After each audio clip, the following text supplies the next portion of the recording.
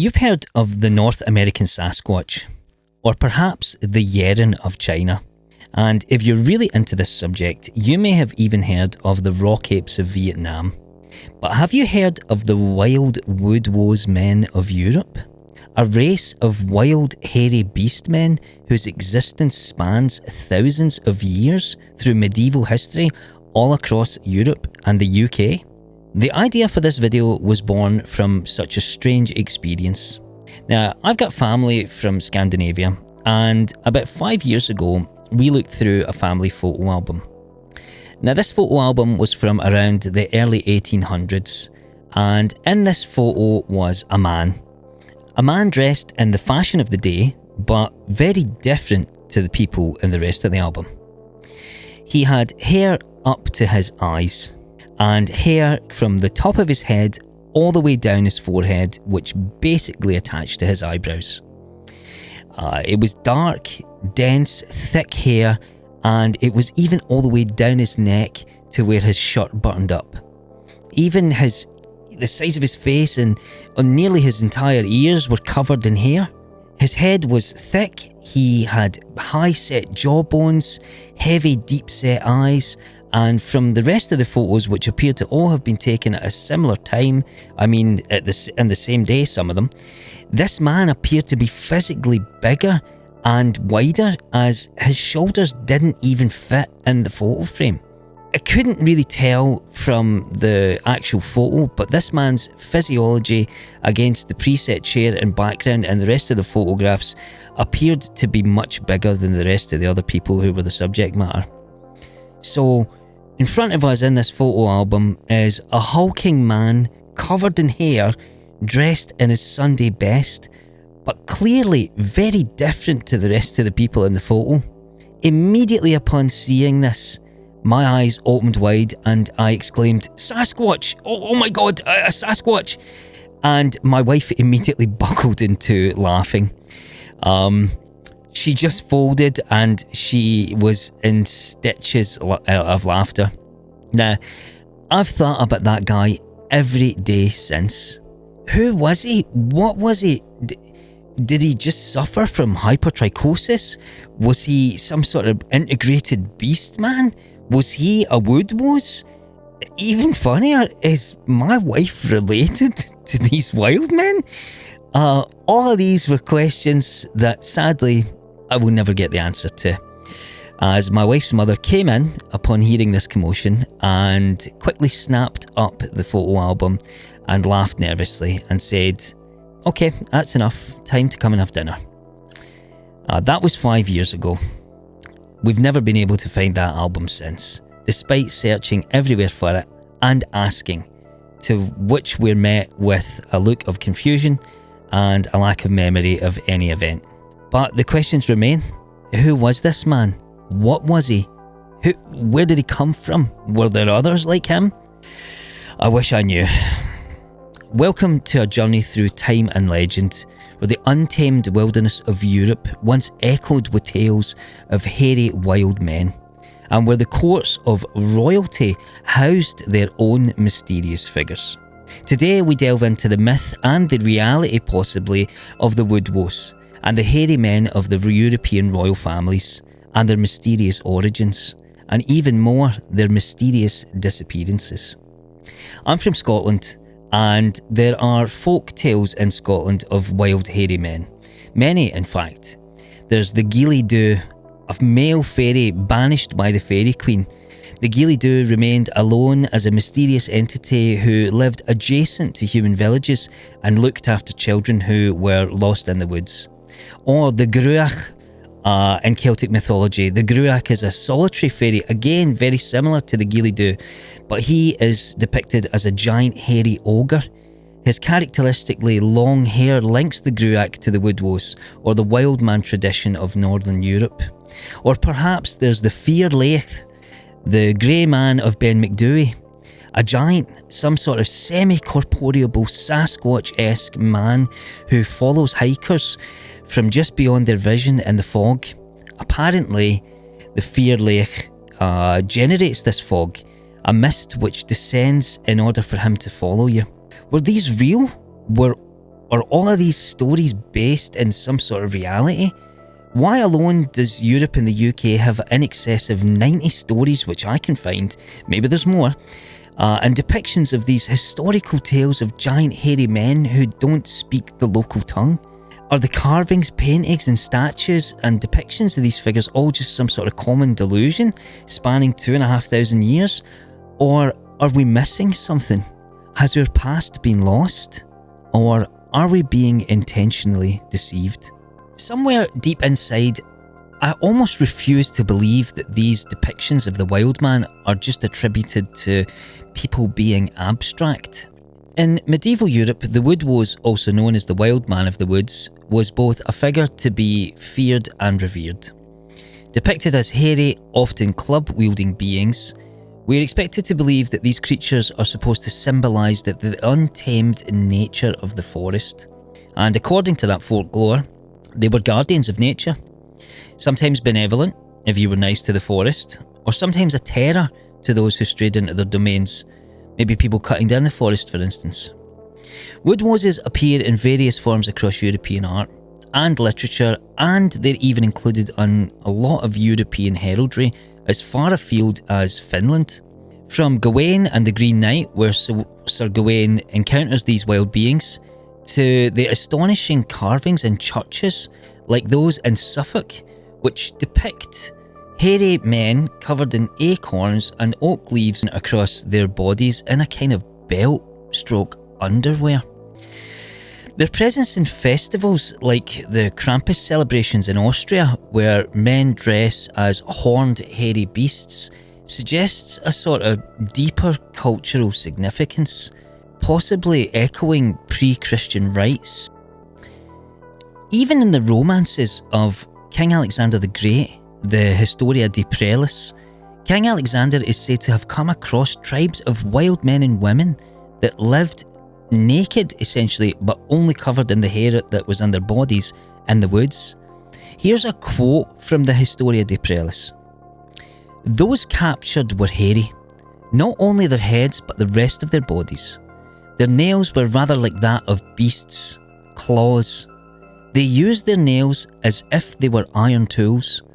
With their nails they tore asunder their fishes and even the less solid kinds of wood. Everything else they cleft with sharp stones, for iron they did not possess." This is baffling to me, that why would King Alexander the Great in his travels and conquers across the European continents and everything that he'd already achieved feel the need also to stick in there that there were hairy people that lived in the woods? It doesn't make much sense that he would sort of backtrack a little bit to make sure that we included Sasquatch in his legendarium, right? So again, the question is, why are there so many images, depictions and carvings and statues of these creatures? Why are they depicted as being directly attributed and connected to holiness? They're adorned on churches and religious texts all across Europe. There appears, in my opinion, to be some missing information, and I suspect that it comes from the Dark Ages, where we had a sort of information drought for a good 300 years. This Dark Age period, I believe, has severed their connection to the understanding of where these creatures disappeared to. I have a theory on this, which you'll hear at the end of the video. Scholars are quick to link the Woodwose to ancient pagan deities, or indeed some spirits of the forest, akin to satyrs or fauns in the Greek mythology. But their enchanting existence might also echo Celtic mythology, such as tales of Finn McCool. Now, Finn McCool, in case you haven't heard of this giant or this story, is the story of how the Irish giant created the Giant's Causeway, right? So Finn McCool had a nemesis, an enemy in Scotland. I find this quite funny, given the fact that the Celts are so similar. But this legend goes that Finn McCool had been challenged to a fight by Ben Donner, another giant who lived in Scotland. Apparently the Irish Sea was no issue for these guys to communicate across, because they could quite openly challenge each other across the water. So Finn McCool built the Giant's Causeway to get across the water to fight Ben and Donna. By the way, a cooler name for a giant does not exist. Finn McCool is quite possibly the slickest name you could possibly get if you were a giant. But what gives it a place among the wonders of the world is this legend with Finn McCool. Although Finn McCool is not specifically depicted as a hairy giant or a woodwose, giants were often seen as protectors in Celtic folklore. And it is a very interesting point that just across the water in Scotland, there are depictions of giants who are also hairy. So the Pictish have been sometimes shown as being hairy. So this has often been a trait which has been observed. And again, the Grey Man of Ben Macdui, or the Geely Dhu, right? These ancient folkloric tales of these giant hairy men who are protectors of the land. But there does seem to be very common themes across the board with the woodwose, the hairy man, from even the epic Germanic tales of Beowulf, where Grendel may be even seen as a woodwose. He very heavily mimics the themes that are detailed in the carvings of the churches in England and in France, which are stapled with this medieval art which symbolises the untamed wilderness and these giant medieval hairy men. But this leads us to the cultural significance of the woodwose. The woodwose was not merely a figure of fear, but held a complex role in European culture. The woodwose represented the duality of human nature, but they were held in really high regard. We see this through the Finnish depictions of the woodwose holding crests and heraldry of the royal family. We see it in the same Germanic crests held and heraldry held, but we also see it in Spain and in Portugal, where giant hairy men depicted as woodwose were seen as symbols of integrity and nobility and also spirituality. These giant hairy men were seen as being connected to nature and the higher mysteries.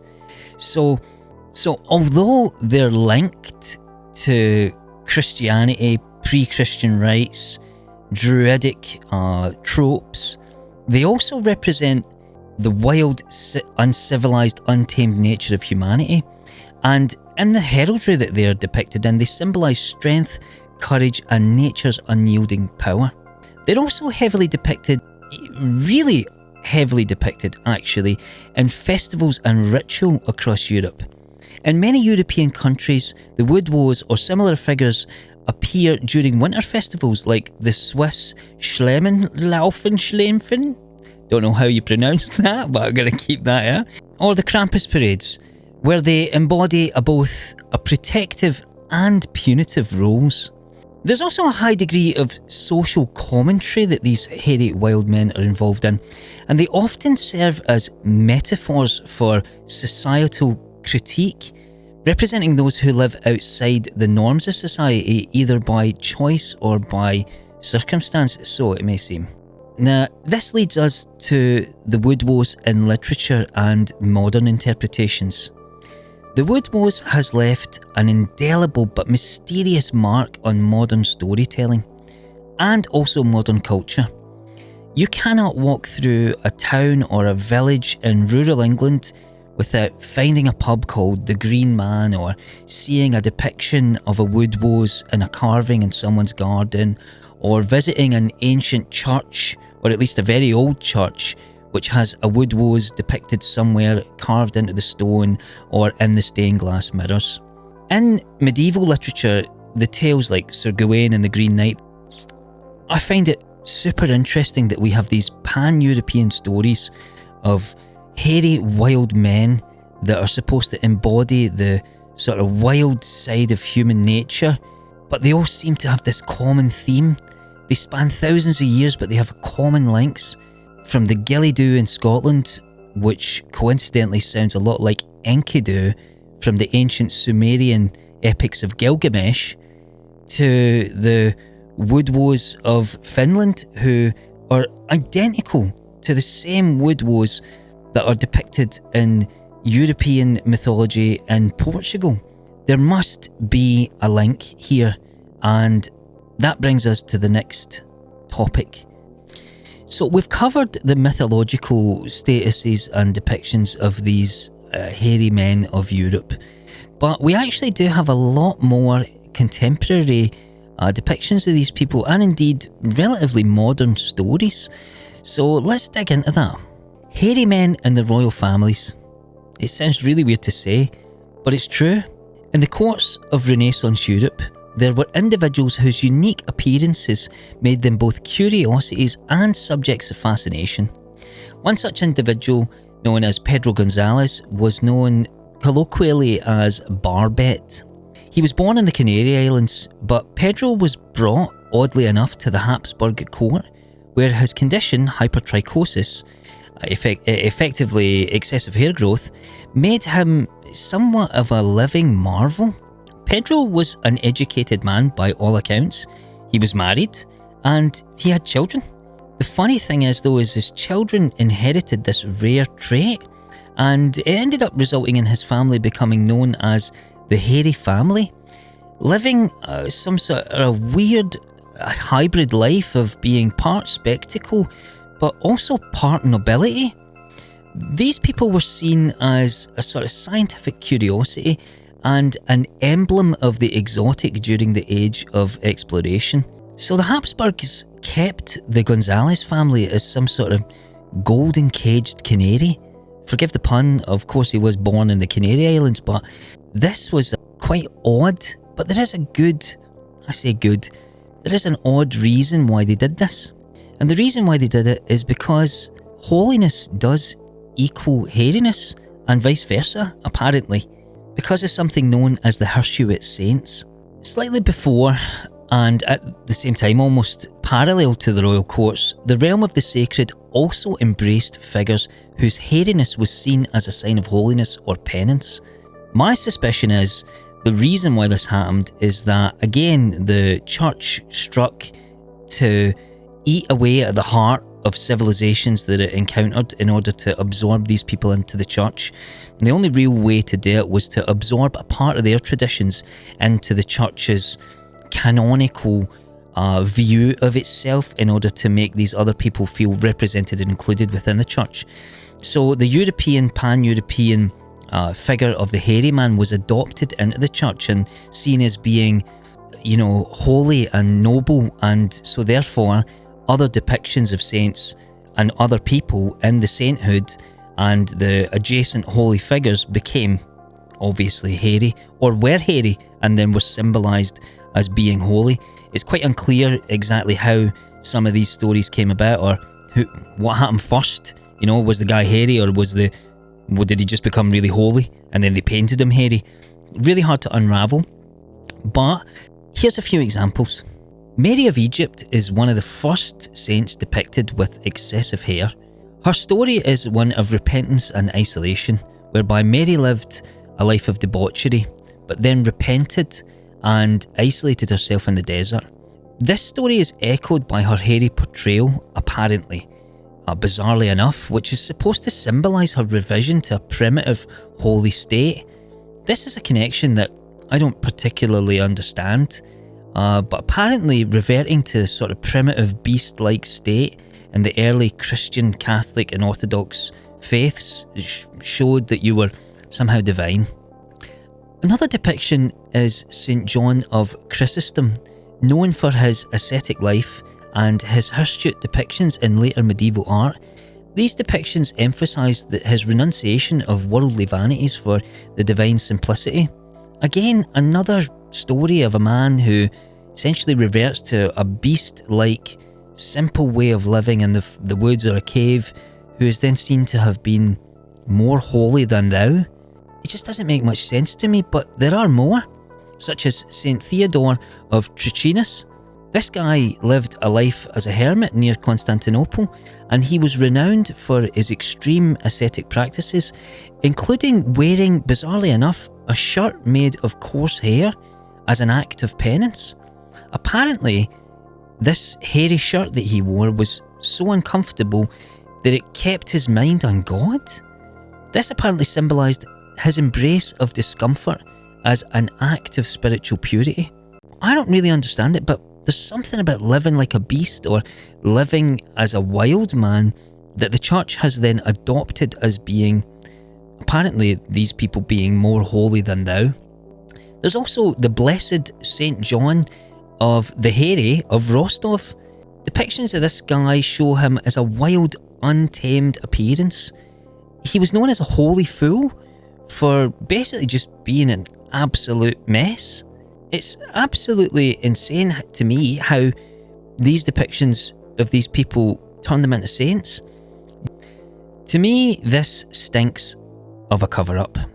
It looks again like another instance of the church absorbing mythology from cultures that it encounters into the canonical sort of biblical sphere in order to include other cultures into the church and absorb them.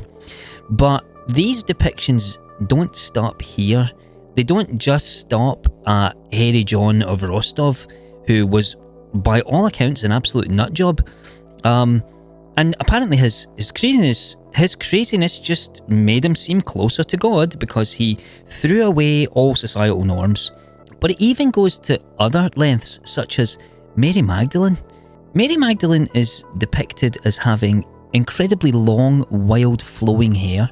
You go to any church and you look at a depiction of Mary Magdalene, her hair will be way past her feet in lots of cases, and in some of the lightest cases it's down just at her ankles. So hairiness and holiness are depicted as a sliding scale almost, but her hair in the art is intended clearly to symbolise her repentance and humility, particularly in scenes where she wipes Jesus' feet with her hair. Hair and divinity have a very close link. The cultural depictions in some traditions, especially in the medieval period, show that her hairiness was exaggerated to signify her transformation from sinner to saint. This all really is an entirely confusing situation, but I guess that's what the comments section is for. If you guys have any interesting information or can point me towards a conclusion on these matters, I'd very much like to hear about it down below. So going beyond all these connections to Christendom and the hairy holies and, the different woodwoes and connections within Europe, there are also other adjacent figures. We very much touched lightly on the figure of Krampus earlier, but Krampus is a Christianity adjacent figure, albeit a European one, but still one of the important ones nonetheless. Krampus shares this theme of holiness with those discussed. He sort of symbolises a primal natural force within the human culture, a balancing act, if you will. His costume reflects this, with fursuits and masks that echo the wild, untamed nature of the woodwoes or the hairy saints. His presence in folklore highlights a societal fascination with the wild and hairy as a contrast to order and civilization, much like the same curiosity shown surrounding the hairy royals. Krampus has become a symbol of counterculture in Christmas celebrations more recently, emphasising the darker, more pagan aspects of winter festivities, which resonates with the broader theme of exploring nature's dualities, much like the narratives around the hairy royals and the hairy saints. These are extremities that are to be explored by human beings. But is it all just allegory? Is it all just anecdotal stories and tales and reflections upon nature and the wilderness? I don't think so. And there are many people out there that would also agree, including a French engineer by the name of Julien David Leroy, who wrote in his work on logging in the mountains in the Pyrenees that in 1774, the pastors of the Arati forest often saw a wild man described as shaggy like a bear. Oliver Decobert also describes stories where people in 1988 took account of a shepherd who claimed that he had observed a wild man in the mountains of Pakistan for 2 hours. This comes from the ancient representations of the wild man in France by the same article as Oliver Decobert, which he is involved in the relic hominoid inquiry. But there are also stories in Italy. The wild man of Montecolo, a giant hairy man who is reported to have lived in a hovel in the mountains in northern Italy in the Alps.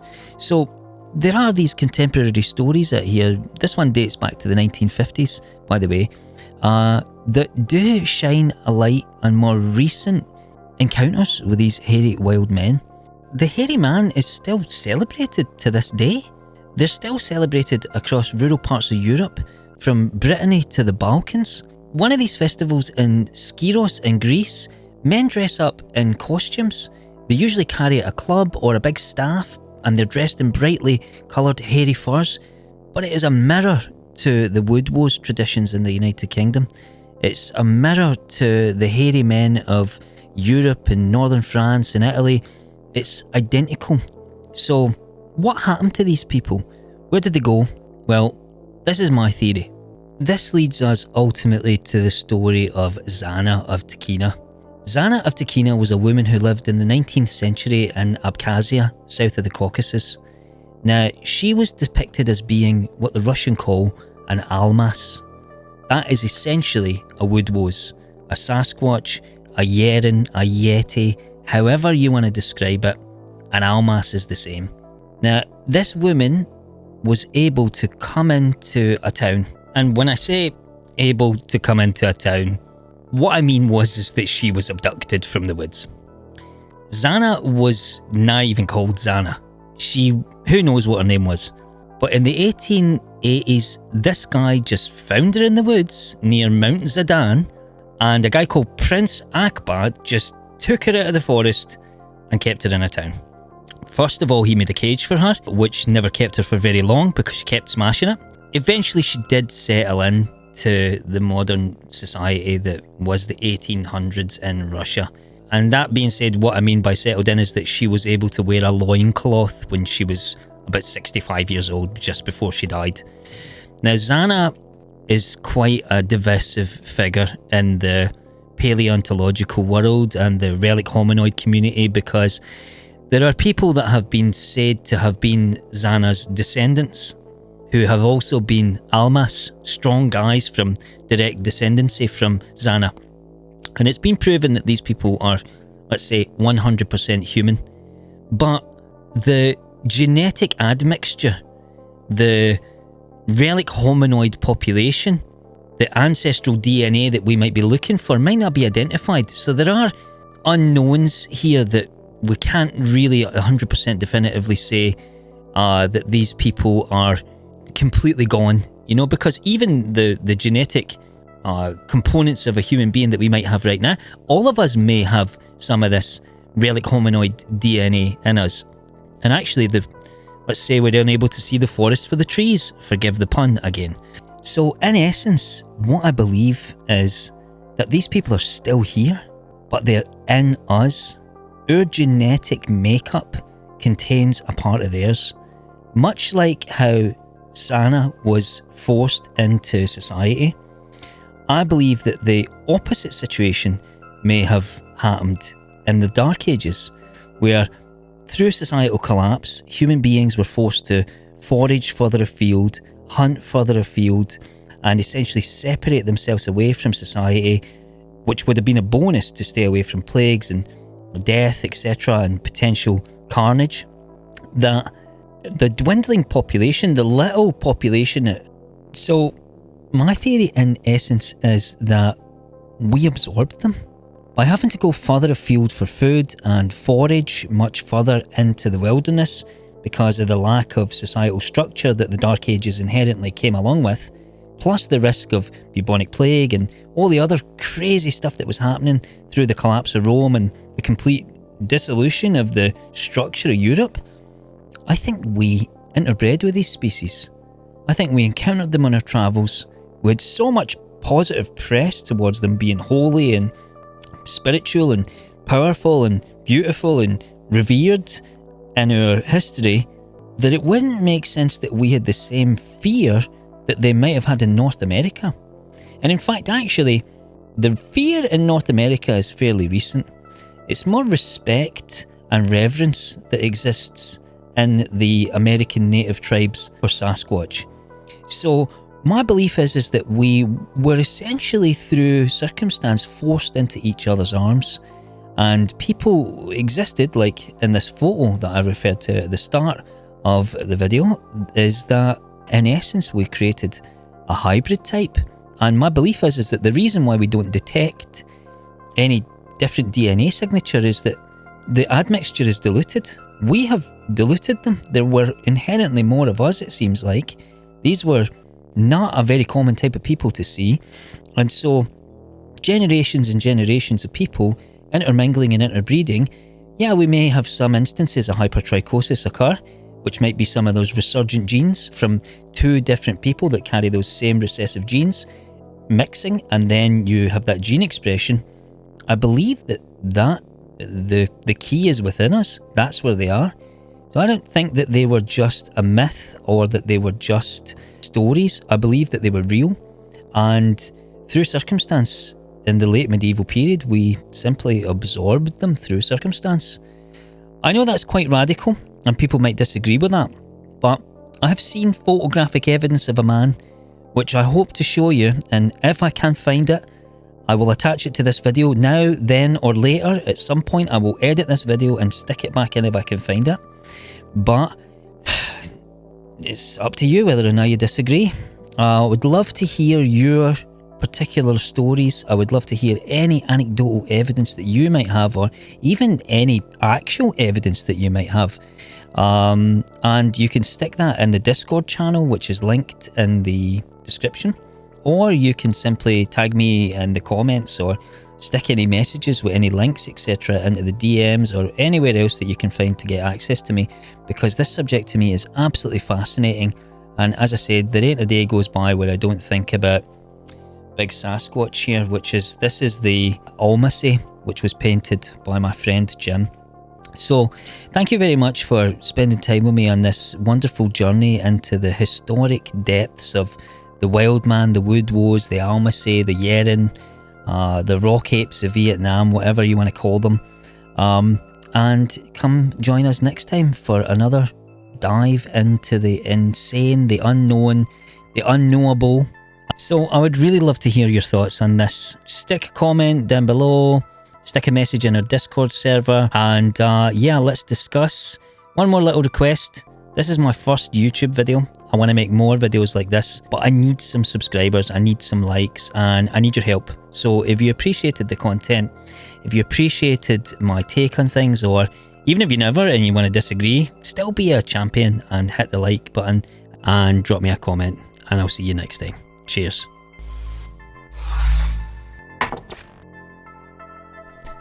Schliemen laufen, Siemen laufen, Schlempfen, Jesus, Schiemen laufen, Schiemen, it's definitely Schiemen, it just says Siemen laufen,